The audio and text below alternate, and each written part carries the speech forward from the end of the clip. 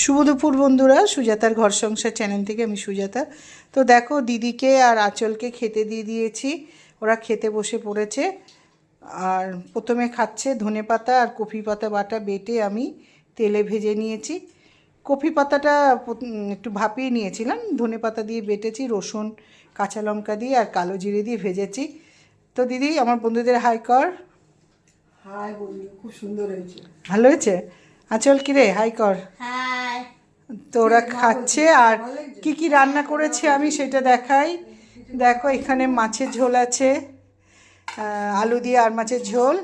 আর এখানে সেই গতকাল ডাল করেছিলাম আর কপি পাতা বেটেছি, আর হচ্ছে একটু পাঁচমিশালি তরকারি আছে।